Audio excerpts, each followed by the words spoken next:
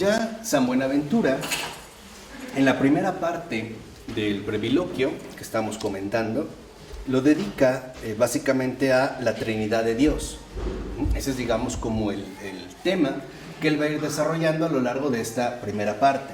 Y lo primero que comienza afirmando en el capítulo 1 es que debemos entender qué es la teología, ¿no? O a qué se refiere el término de teología. Y San Buenaventura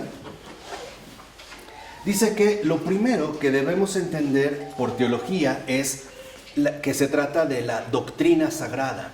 O sea, la teología no es la capacidad racional humana para pensar acerca de Dios o de las cosas que tienen que ver con Dios. Más bien, la teología es la sana doctrina, en este sentido, que en efecto trata principalmente del primer principio. Entonces, la teología, en tanto sana doctrina, trata esencialmente del primer principio. ¿Cuál es el primer principio? Es Dios uno y trino. Ese es el primer principio. Entonces, toda la teología, o sea, la Trinidad. Para San Buenaventura, toda la teología, en tanto sana doctrina, se remite esencialmente al primer principio. Es decir, tiene que ver con Dios uno y trino. Y en este sentido, abarca en su totalidad el primer principio, Dios uno y trino, a través de la teología de la sana doctrina, 7 cosas. O sea, en el sentido del primer principio, Dios uno y trino, esta sana doctrina, que tiene como fundamento importante el Dios uno y trino, va a abordar 7 cosas. La primera, que menciona en este sentido San Buenaventura, es la Trinidad de Dios.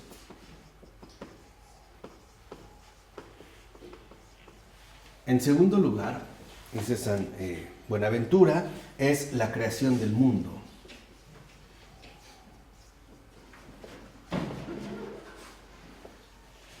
Acuérdense que en este sentido también la teología es la escritura. Lo tercero es la corrupción o el pecado.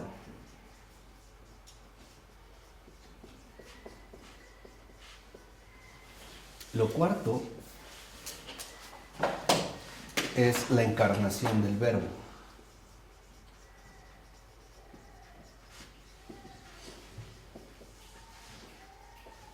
Lo quinto es la gracia del Espíritu Santo.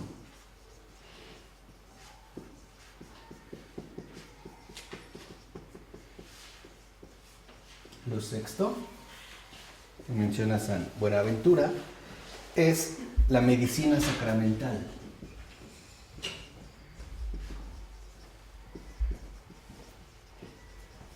Y finalmente, lo séptimo tiene que ver con el juicio final.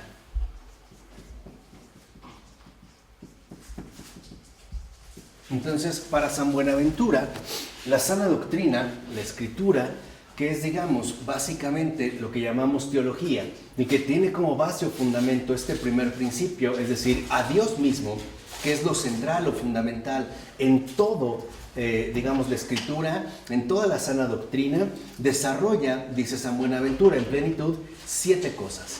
La primera es la Trinidad de Dios. Es lo primero que se trata en la sana doctrina. Lo segundo es la creación del mundo. Después viene la corrupción del pecado, o el pecado, la encarnación del Verbo, la gracia del Espíritu Santo, la medicina sacramental y finalmente el juicio final. Estas son las 7 cosas que la teología va desarrollando. Y dice, ¿por qué?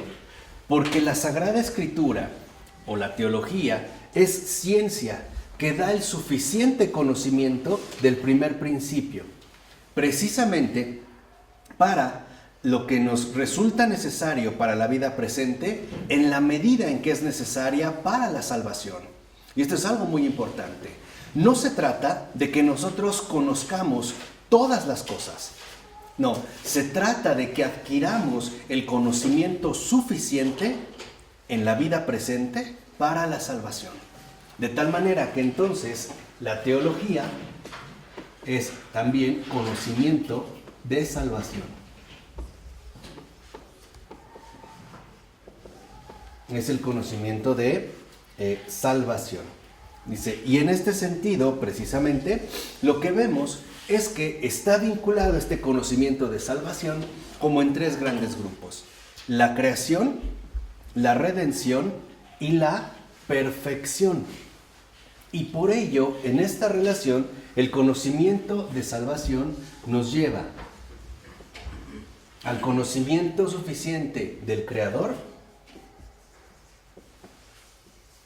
al conocimiento suficiente también de la creación. ¿Pusiste criatura? Sí, es que es creación y después criatura.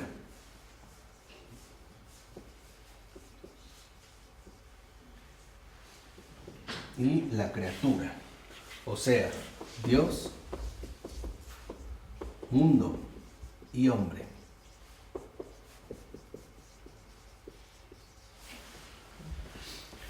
Dentro de esta línea, precisamente dice San Buenaventura que lo importante es que nosotros entendamos que como criaturas racionales adquiramos entonces este conocimiento y que conozcamos que en efecto no nos logramos mantener en pie y por eso interviene la cuestión de la corrupción o el pecado.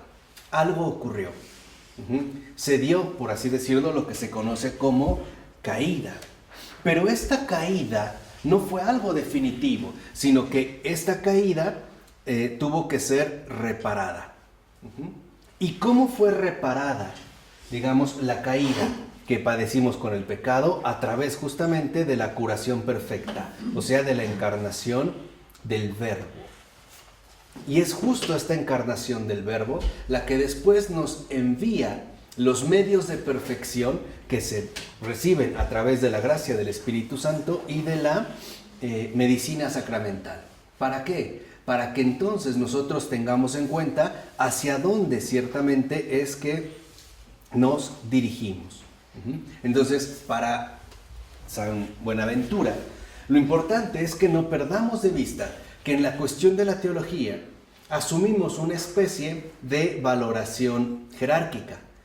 Se trata de comenzar por lo primero, en este caso por la Trinidad de Dios, y descender hasta lo último, porque en el juicio final también está implicada no solo la salvación, sino también en este caso la condenación, o como le llama San Buenaventura, el suplicio infernal. Entonces, lo que necesitamos conocer nosotros para la salvación está ya dada en la Escritura. Y lo primero que debemos entender es a Dios como creador, el mundo como creación y nosotros mismos como criatura, aplicando justamente la razón. Este es como el compendio, esto es lo que él va a ir desarrollando precisamente a lo largo del breviloquio, a manera de resumen.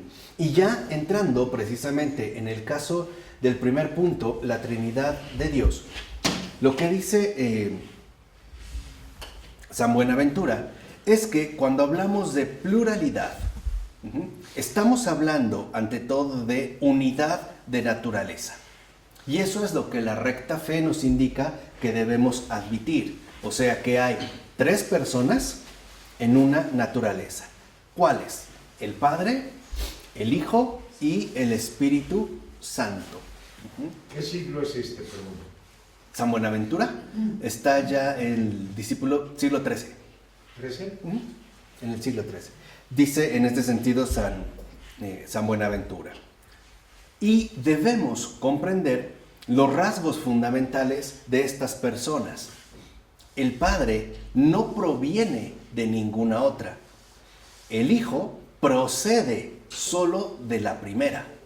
O sea, el Hijo solo procede del Padre y procede por generación. ¿Se acuerdan? ¿Ven cómo en este sentido, digamos, los términos son muy similares a los que empleara San Agustín? Cuando hablaba, digamos, de estos términos, ¿no? Dice, y la tercera, ¿no?, procede de la primera y de la segunda, o sea, del Padre y del Hijo, pero por expiración, es decir, por procesión.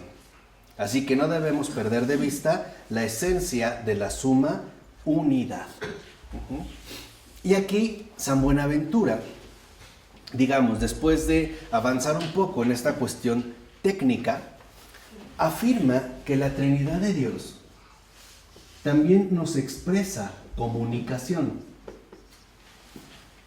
¿Por qué en este sentido la Trinidad de Dios nos expresa comunicación? Uno, porque es la comunicación del amor. Hay un amado y hay un coamado. Es la comunicación viva del amor.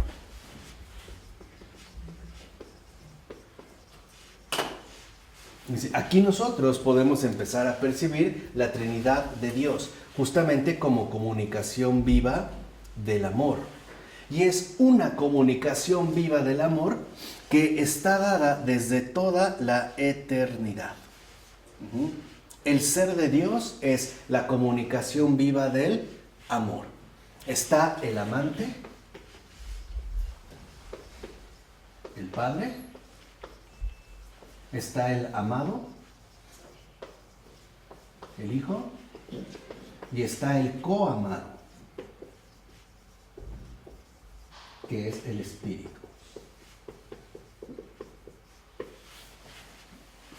De tal forma que entonces en esta línea, por decirlo, dice San Buenaventura, espérame, déjenme borrar para que ya... Una preguntita.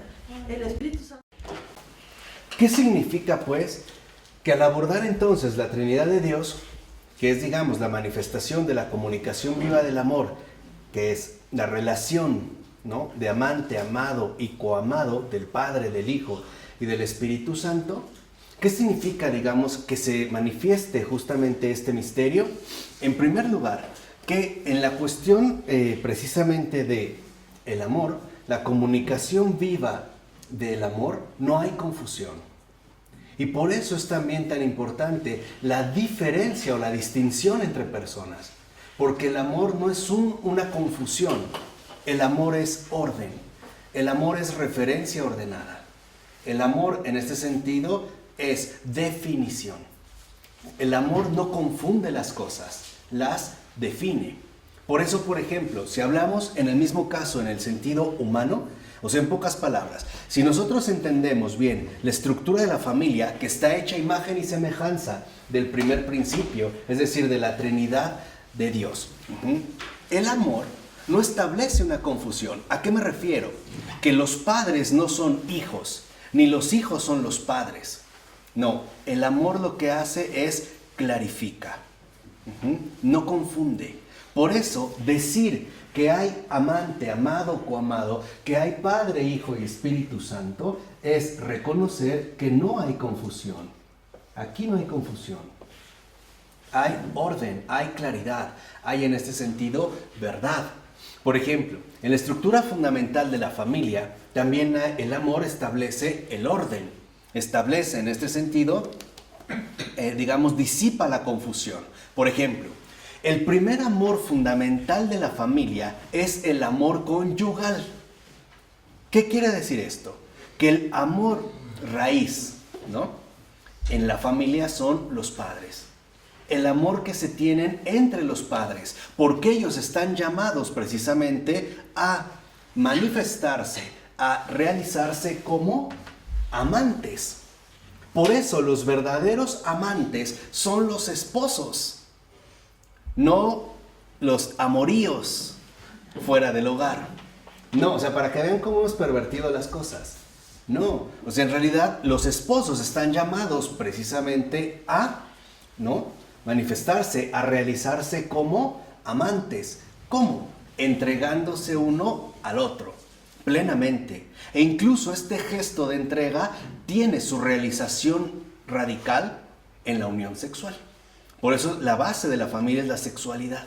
Por eso no podemos hablar, por ejemplo, de una familia que busque omitir la cuestión sexual, porque entonces no sería precisamente una familia. Pero ahí no se queda la cosa. Después viene el segundo amor, o digamos el segundo orden del amor, que es el amor filial. ¿Qué quiere decir? Es el amor dado entre el amante y los amados. ¿Nosotros cómo le llamamos? Entre los padres y los hijos. Primera gran luz. Fíjense, nada más del primer principio, para que haya el conocimiento suficiente para la salvación. En un matrimonio se suele cometer un error terrible. Poner en primer lugar a los hijos. Eso es un error. Porque el primer lugar lo tienen los cónyuges. Porque los hijos no solo necesitan amor, necesitan que sus padres se amen. Esta es la base. Esta es la base fundamental. Cuando en un matrimonio, en una familia, el primer lugar lo ocupan los hijos, ya no es una familia. Porque ya hay desorden. ¿Sí me explicó? Ya hay confusión. Porque en último término, los hijos dependen del arraigo amante de los padres. Por eso no solo dependen económicamente, dependen existencialmente. Para que ellos broten a la manera de ramas, necesitan que el tronco de los amantes sea firme y auténtico. Y la verdadera reproducción de este gesto amante solo se puede dar entre un hombre y una mujer. Por eso es que la adopción, por ejemplo, de niños o niñas entre personas del mismo género no es una familia. Es una organización humana de otro tipo, pero no una familia. Porque solo entre un hombre y una mujer, o si lo quieren ver así, vamos a dar una concesión. Solo entre lo masculino y lo femenino puede darse el amor filial. 2 hombres no pueden. 2 mujeres no pueden. ¿Vamos? ¿El filial o el conyugal? No, el filial. O sea, entre 2 hombres no pueden tener un hijo. Y entre 2 mujeres tampoco. Solo de ellos puede brotar, en este caso, el amor filial. Pero no termina ahí la cosa. Aparece el tercer orden del amor. El amor fraternal. Que es el amor dado entre los hermanos. Que están llamados a ser una continuación y planificación de lo que ellos han aprendido y recibido de sus padres. Eso es lo que forma una familia. En pocas palabras, el amor que se tienen entre los esposos es uno. El amor que se tiene a los hijos es un amor, pero es otro. ¿Sí me explicó? Pues forma parte del amor. Y el amor que se tienen entre hermanos es diferente. Es otro. Pero al final es un mismo ¿qué? Amor. Por eso se habla de una misma familia. En la Trinidad ocurre exactamente lo mismo. Cuando nosotros hablamos de 3 personas, es para no confundir la realidad auténtica del amor. En el amor las cosas están claras. Esto es lo que quiero que entiendan. Este es el primer conocimiento fundamental de la Santísima Trinidad. En el amor las cosas están claras. Si hablar de Padre, Hijo y Espíritu Santo, de amante, amado y coamado, significa que no hay confusión, es porque en el amor las cosas están claras. ¿Qué pasa si yo soy adoptado por 2 personas del mismo sexo? Pues hay una confusión espantosa. Al haber esta confusión, puedo decir que tengo afecto, pero entonces, ¿qué tipo de afecto es? ¿Es filial? ¿Realmente? No. ¿Es fraternal? No. No. ¿Es amor conyugal? Entonces, ¿qué es? Pues es una aberración. No es amor. Exacto. No es amor. Amor disparatado. No es amor. Es egoísmo. Es egoísmo. No es amor. Es un proyecto humano de autorrealización. Es eso. Pero no es amor. Y las consecuencias son claras. Entonces, en este primer punto al que nos va acercando precisamente a San Buenaventura, es comprender que la Trinidad de Dios nos lleva a reconocer que en el amor están claras las cosas, ¿no? ¿Qué es lo que estoy escribiendo? ¿Por qué no me corrigieron? Perdón, ¿qué? Es que dijiste que las cosas están claras. Ajá, ¿no? En el amor están claras las cosas. No hay confusión. Por eso les decía, es un error garrafal moderno, mejor dicho, hipermoderno, decirle a los hijos, yo no soy tu papá, soy tu amigo. Para que una familia funcione, debe de quedar claro quiénes son los papás, quiénes son los hijos y quiénes son los hermanos. Yo no me relaciono con mi hija como mi hermana, mucho menos como mi esposa. Me relaciono como mi hija. Yo no me relaciono con mi esposa como mi hija, o como mi hermana, O como tu tía. o como mi tía. ¿Por qué? Porque estamos llamados a fundar una familia. Entonces, ¿qué involucra el amor? Ausencia de desorden, la no confusión, el poner en claro justamente todas las cosas. Y en esta misma situación, mejor dicho, o de ahí es donde nosotros provenimos de la comunicación viva del amor, del Padre, del Hijo y del Espíritu Santo, es reconocer que en Dios no hay nada confuso, que todo es simple, transparente, claro y definido. Vamos a resumirlo un poquito. En Dios mismo, las cosas son como son. No hay como lugar incertidumbre, duda, aberraciones, rarezas, extrañezas. No. Las cosas son como son. ¿Por qué? Y esto es lo hermoso. Porque esa es la verdad. Cuando en el amor están claras las cosas, significa que entonces estamos en la verdad. Por eso, una pseudofamilia conformada fuera del amor, dijimos, no es una familia, es un error, es una falsedad, es un engaño, es una equivocación, pero ahí no está la verdad. Por eso yo tampoco podría, aunque hoy mucha gente insiste en que sí, formar una familia, por ejemplo, con una mascota. Si yo decidiera casarme con mi perra o con mi vaca, sí saben que hay gente que lo ha hecho. Sí, Bueno, no está permitido, ¿verdad? ¿No? Sí. Yo no formaría una familia. Literalmente no la formaría. O sea, lo que vemos es que las propuestas que hoy en día transmite la ideología de género no son más que confusiones. Vamos, seamos sinceros, son tonterías. Porque están fuera del amor. Y justo por eso es que están fuera de la ¿qué? De la verdad.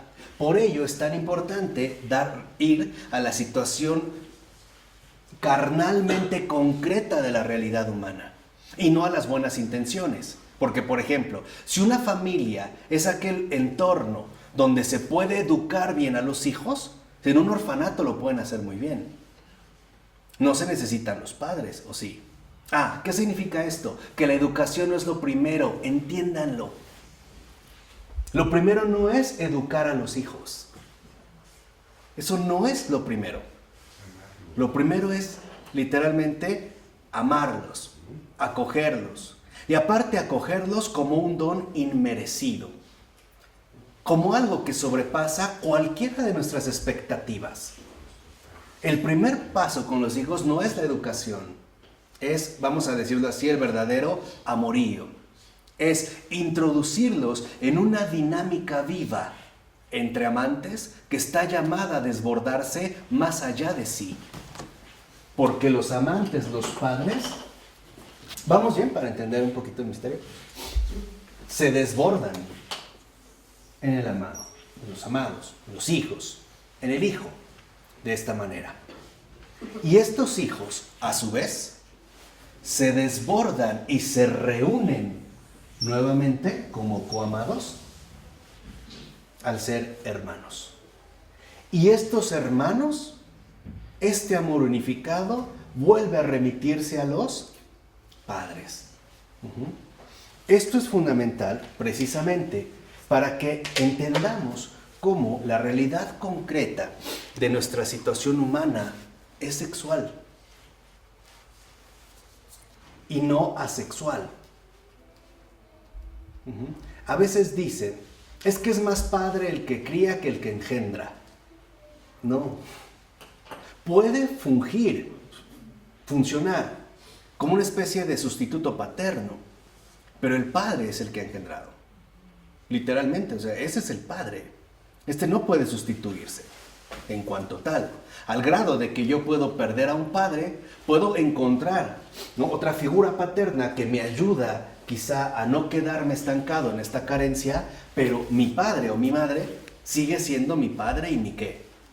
Y mi madre. Esto es fundamental para entender precisamente esta dinámica, porque en esta verdad, dice San Buenaventura, se manifiestan entonces tres rasgos importantes que tienen que ver con el amante, el amado, el coamado. Por eso que estamos hablando de la Trinidad de Dios. Se manifiesta la eternidad, se manifiesta la sabiduría y se manifiesta la bienaventuranza.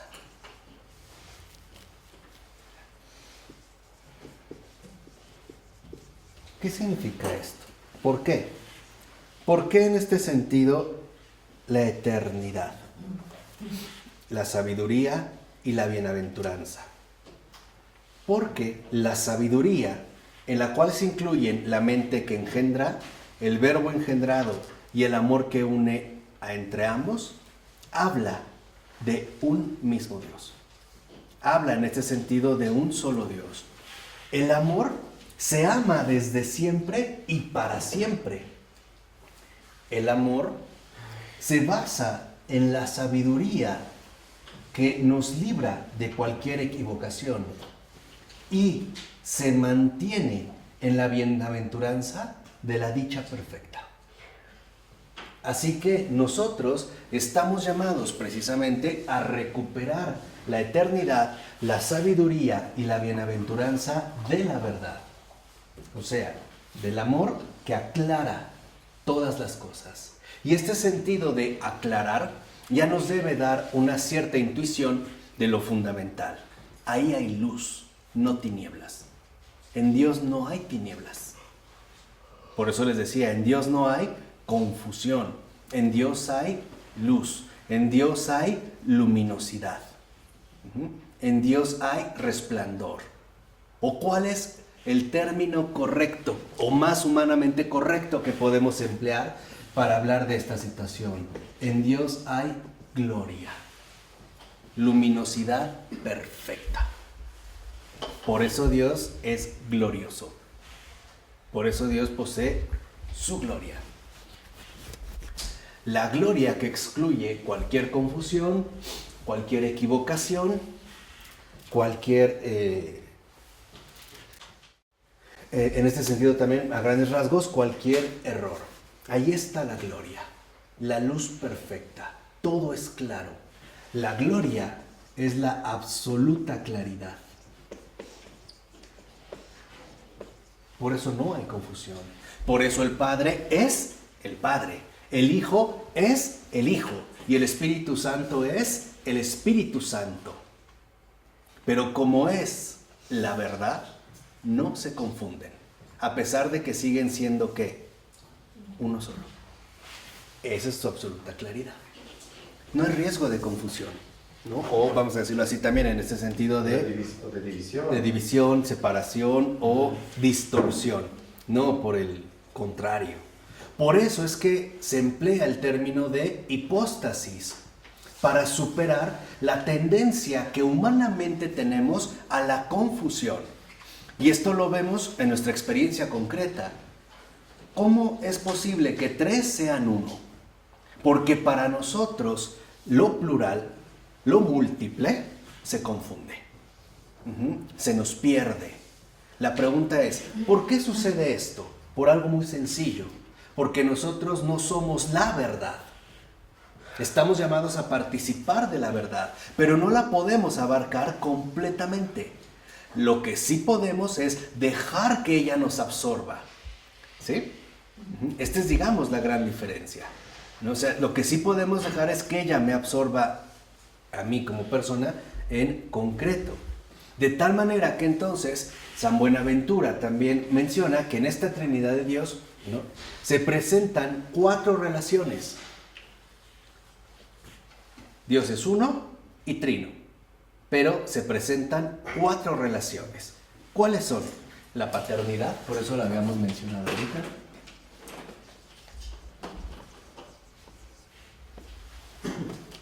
La filiación.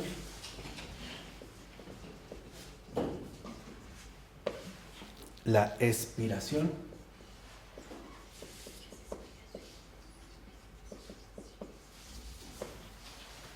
Y la procesión.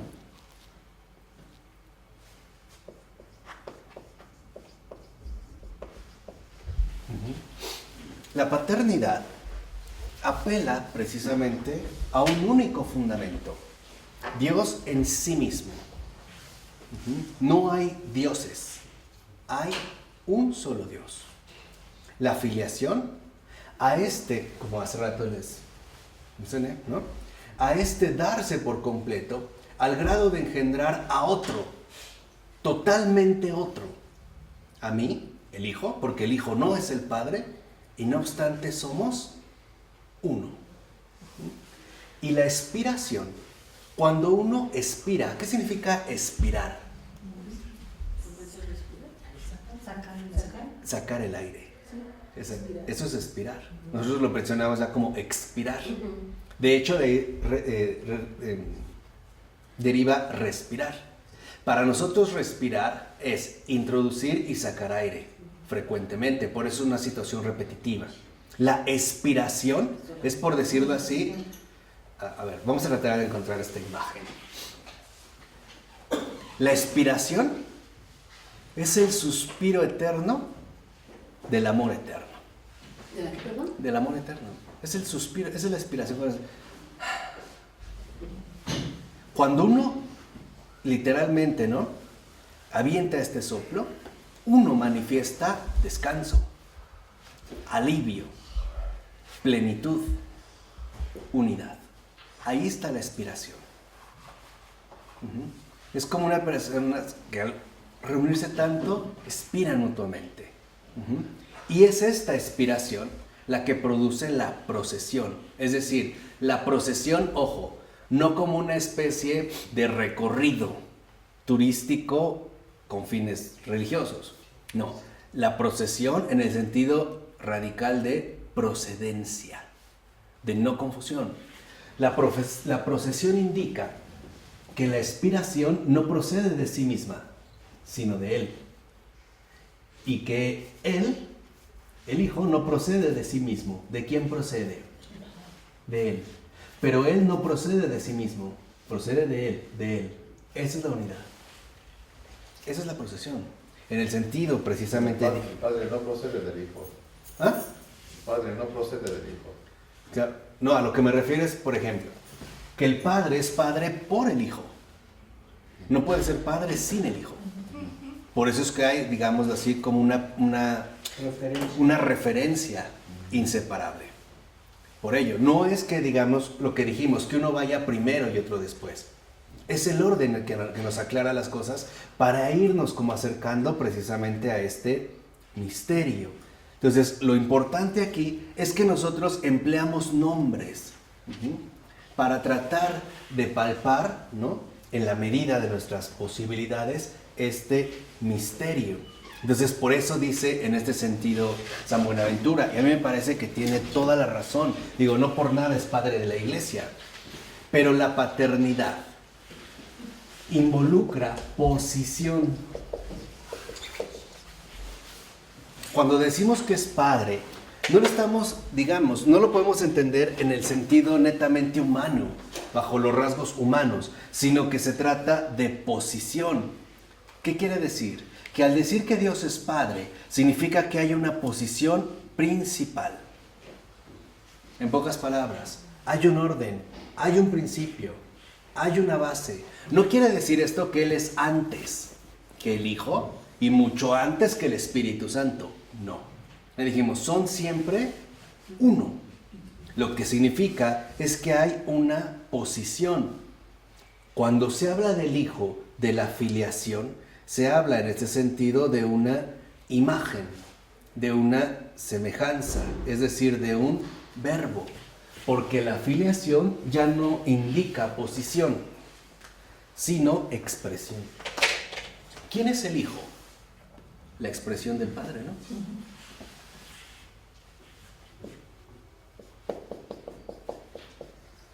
El Hijo es expresión. El Hijo expresa esta posición. Decir que el Hijo expresa esta posición es lo mismo que decir que el Hijo es hijo del Padre. O, perdón, que el Verbo es hijo del Padre. Expresa esta posición, ¿no? Porque un hijo, ya dijimos, es en un sentido de referencia, referencial, ¿es primero o segundo? Lo segundo. ¿Quién es primero? Los padres, ¿no? El Padre. Es cuando dice el que me ve a mí, ve al Padre. Exactamente. Digamos en ese sentido precisamente de referencia, ¿no? Dice, y de idéntica manera, por ejemplo, el Espíritu Santo ya no es posición y en ese sentido expresión, sino que es en este sentido nexo.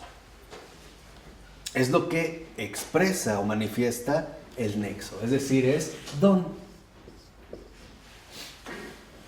El nexo fundamental entre ellos, porque lo propio del Espíritu Santo, dice San Buenaventura, es ser don, nexo o caridad de ambos.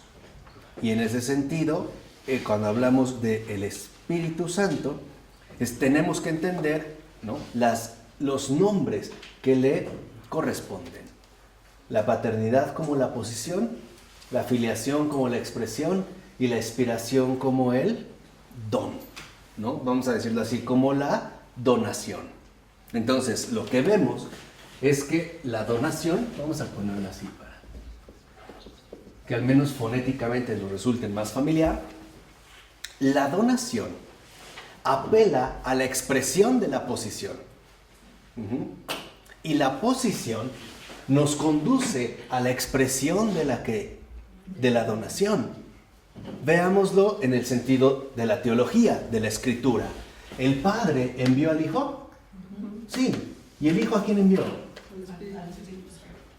Es una misma relación, es una misma dinámica. ¿Qué quiere decir? Que el Padre, en ese sentido, como posición fundamental, se expresa en el Hijo. Y es esta expresión, ¿no?, de la que, digamos, brota la donación. Y si uno recibe el don, la gracia de Dios, uno entiende que este don es a su vez expresión de Él. Y en Él es expresión de esta posición. Por eso San Pablo en algunas de sus cartas habla, ¿no?, de acercarse a Cristo Jesús y por medio de Él a Dios. No porque sean diferentes, sino porque se trata de una relación distinta, de unas referencias en este sentido también diferentes, pero no en este sentido confundidas. ¿Vale? Vamos en este sentido. Bien. Dice también, por otra parte, San Buenaventura. Si nosotros podemos captar algo de esto, hay que reconocer que a veces se les han dado nombres abstractos. Por ejemplo, en abstracto se puede hablar del nombre de esencia, pero en concreto por el nombre de substancia o de sustancia. Cuando uno tiende a hablar de esencia, pareciera que está hablando a grandes rasgos de algo inmaterial, ¿no? Si yo les preguntara cuál es la esencia de una rosa, como que pareciera que no lo encontramos en la rosa y tendríamos que buscarlo en algo inmaterial, en una idea o en una noción. Pero lo que dice también en este sentido San Buenaventura es que cuando se han empleado estos términos debemos reconocer que lo hacemos para que nos resulte distinguible lo que acontece en el misterio, porque se trata precisamente de un acontecimiento, en este sentido, vivo. Cuando se emplea el nombre de sustancia, o se hablaba, ¿no?, que forman una misma sustancia, se habla de una realidad, en este sentido, concreta. Dice, por ejemplo, San Buenaventura: así debemos distinguir de cualquier modo a las hipóstasis como algo perfectamente, es decir, como persona. Y entonces, por ejemplo, nosotros podríamos ir reconociendo esta relacionalidad si hablamos en los siguientes términos. Si habláramos de humanidad, hombre, algún hombre y Pedro. Pone este ejemplo, que era, digamos, parte de la lógica, ¿no? De la enseñanza de la lógica. Dice, el primer nombre, por ejemplo, humanidad, dice la esencia. El segundo, hombre, la sustancia. El tercero, algún hombre, la hipóstasis. Y el cuarto, la persona. Entonces, para San Buenaventura, es, digamos, como muy importante que nosotros reconozcamos que en esta procesión, digamos, en estas cuatro relaciones, también se explica la esencia, la sustancia, la hipóstasis y, en el caso de la procesión, la persona. ¿Por qué? Porque en la procesión, al hablar de la procedencia, o sea, de a quién remite, de quién viene, hacia quién nos dirige, siempre es hacia alguien concreto. Y este alguien concreto, ya sea el Espíritu Santo, el Hijo, el Padre, son hipóstasis concretas. Ahora vamos de lo más concreto a lo más general. ¿Sí? ¿Sí me van siguiendo más o menos? ¿Un poquito? Bueno, la persona, ¿no? La procedencia, cuando nosotros intentamos indagar en el misterio de la Trinidad, comenzamos por lo más concreto, que es la persona, ¿no? Por la distinción de personas, sin confusión, que nos va a llevar a al reconocimiento de una hipóstasis. Pero cada una de las hipóstasis, cada una de las tres personas es donación. ¿Por qué? Porque no se da por sí misma, siempre se da en relación a otra. ¿Vale? Es lo que habíamos nosotros mencionado hace un momento.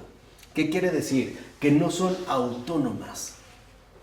No son como realidades autónomas, sino que son entrega total y por eso son hipóstasis. Estas hipóstasis que nos remiten a la donación concreta de cada una de las personas expresan la sustancia, ahora sí, peculiar de cada una. Porque no solamente son donación en sentidos diferentes, en sentido paternal, en sentido filial y en sentido espiritual. Y cuando entendemos esta sustancia de cada una de las hipóstasis, que son personas concretas, entonces podemos acceder a la esencia. ¿Cuál es la esencia? Dios es uno, y esa es la posición. Y esta esencia nos remite también a lo primero. Antes que ser omnipotente, antes que ser eterno, antes que ser omnisciente, antes que ser omnisapiente, antes que ser todopoderoso, Dios es Padre. Esa es la esencia. Es curioso, ¿no? Antes que ser todo lo que pensamos, Dios es Padre. Eso es su esencia. La esencia de Dios es su paternidad. ¿Qué engendra la paternidad? Hijos. Hijos. Nosotros. Engendró al primero. Y por el primero, a todos. Esto es de verdad muy importante porque a veces tendemos a caer en abstracciones estériles cuando hablamos del misterio. La potencia suprema, omnisciente, sí, pero eso no es la esencia. La esencia de Dios es su paternidad. Lo esencial en Dios, lo esencial no es que sea todopoderoso, no es que sea eterno, no es que sea lo que quieras, no. Lo esencial en Dios es que es Padre. Primero y antes que todo es que Padre. Antes que el amor. Es que ese es el amor. vamos, estamos como indagando un poco al interior del misterio. Pero el amor, digamos, hablando de la Santísima Trinidad, de la Trinidad de Dios en el misterio, lo primero de Dios, la esencia de Dios es que es Padre. Pero dijimos, no es como un padre que está sin el hijo. Es su rasgo fundamental, su rasgo esencial. Esta es su esencia. Por eso lo que nos viene a mostrar el hijo es al Padre. Nos da a conocer a Dios en su esencia más pura, más íntima. ¿Qué nos reveló el hijo? La intimidad de Dios. Su esencia más íntima, su esencia más profunda, su rasgo fundamental de Dios es que es Padre. Y que, yo pienso que es amor antes que padre. pero es que es uno, no es que estén separados. Estamos hablando como al interior del amor, en los rasgos, sin confusión del amor. O sea, decir que Dios es amor, pero ¿qué amor? Eso es importante, ¿qué amor? Porque es algo concreto. ¿Es un amor fraternal? ¿Es filial? No, es paternal. Por eso les explicaba el esquema anterior de la familia. ¿Ven cómo ya vamos a entender? Ya no hay confusión tan pronunciada. Es Padre. Dios es, ha sido y será Padre. Esa es la esencia, digamos, del amor. El amor como un padre que ama y que no sabe hacer otra cosa, valga la expresión, que amar. Eso es lo esencial. Si nosotros ahora hagamos el movimiento inverso, si nosotros hemos captado, aunque sea algún rayito de esta esencia, no tendremos dificultad para ir de la esencia a la que. A la sustancia. Porque la sustancia de Dios consiste en el ser hijo encarnado. Ahí está lo sustancial. Porque lo sustancial es algo realmente concreto. ¿Dónde se manifiesta entonces más el amor del Padre? En el Hijo. ¿No lo dijo San Juan, el gran San Juan? Tanto amó Dios al mundo que envió a su propio ¿qué? Uno puede decir, yo por ahí escuché una vez, ¿y por qué no vino el Padre? ¿Qué tipo de padre es ese que prefiere mandar a su hijo a sufrir? No está entendiendo nada. No está entendiendo nada. Porque la expresión más radical del amor del Padre, ¿no?, se da sustancialmente ¿en quién? ¿Cómo podemos saber que Dios nos ama? Que el Padre nos ama. Por el Hijo. Por el Hijo. Cuando uno ha descendido a la sustancia, o se acerca a la sustancia, no tenemos problemas para llegar a la hipóstasis. Entonces comprendo que el Hijo es uno, el Padre es uno con el Padre. ¿Y el Espíritu Santo? Es uno con ellos. Uno. No hay fundamental. Digamos, no hay confusión, ¿no? Hay lo que dijimos, claridad absoluta. Por ello, es muy importante, y esto es como entre paréntesis, que para ir accediendo gradualmente al misterio de la Santísima Trinidad, comencemos por lo primero, por lo esencial, por el Padre. Y un muy buen ejercicio es tomarse un tiempo al día, en el día, no tiene que ser muy largo, estoy hablando a lo mejor de quizá 2, 3, 4, 5 minutos, pero recogerse en el interior de manera profunda y repetir con todo el ser, con todo lo que somos, la palabra, el nombre, Padre. Nada más. Cuando los discípulos le piden a Jesús, Señor, enséñanos a orar, ¿con qué comienza? Padre. No, Padre. Primero, Padre. Y después, este Padre no es mío. No es el Padre mío y el padrastro de ustedes. No, No. ¿Qué dijo Jesús? Padre nuestro. Es el Padre de todos. Por lo tanto, todos somos hijos del Padre. Y por lo tanto, todos somos hermanos. No enemigos, sino hermanos. De hecho, ese es nuestro patrimonio. De ahí proviene nuestro patrimonio. De ahí proviene precisamente nuestra patria. Cuando se habla de la patria celestial, la propia palabra patria no tiene que ver nada con cuestiones nacionalistas de un país. Viene de patris. Exacto. Viene de patris. O sea, viene del ¿qué? Del Padre. Entonces, si uno se va acercando a la cuestión del Padre, uno empieza por lo esencial. Dios es Padre. Dios es amante. Acuérdense, no visto desligado, sino nada más como poniendo atención a un rasgo. Porque para nosotros contemplar el misterio a una no es posible. Tenemos que empezar por alguien. Hay quienes llegan más fácil primero por el Espíritu Santo, por ejemplo.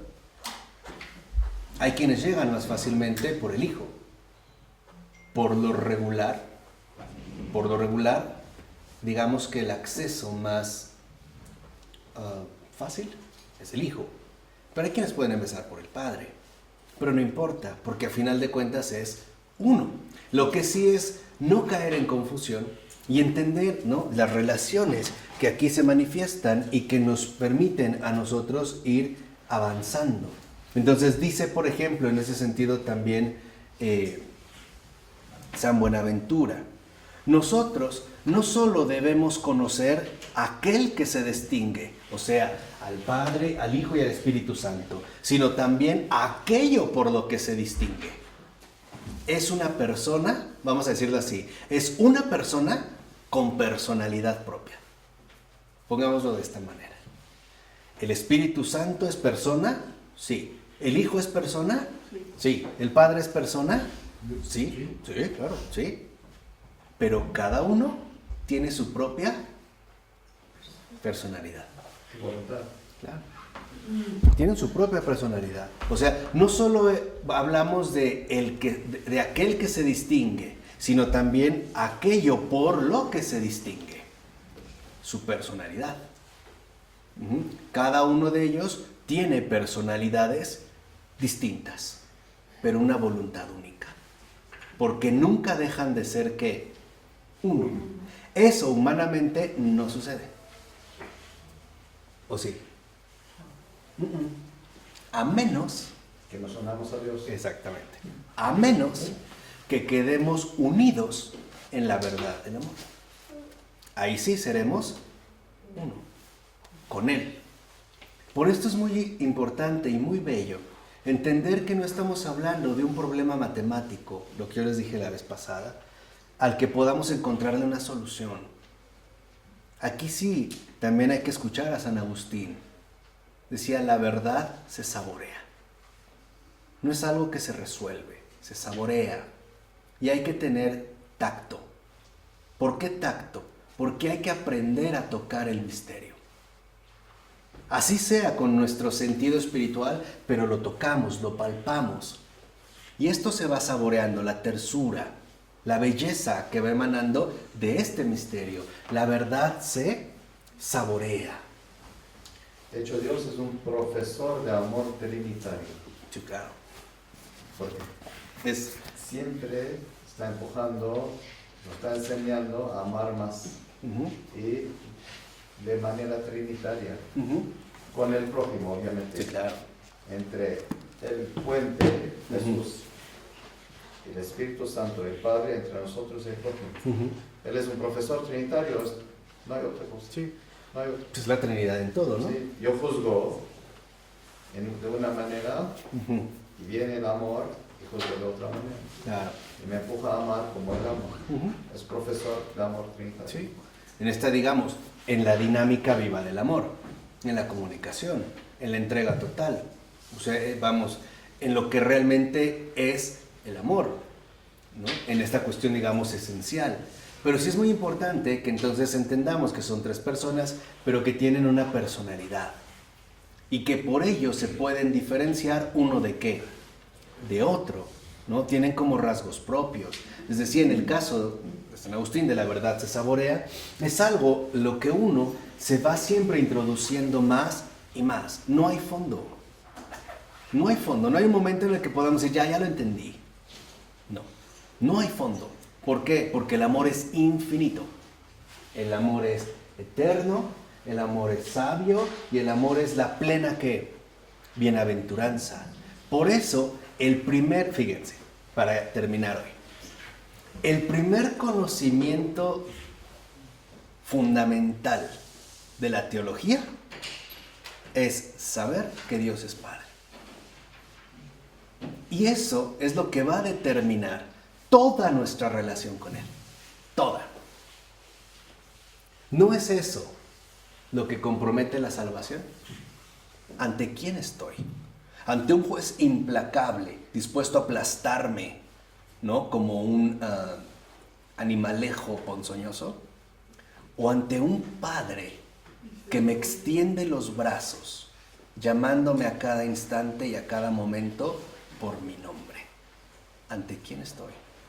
Por eso su tarea es aprendamos a presentarnos ante el Padre.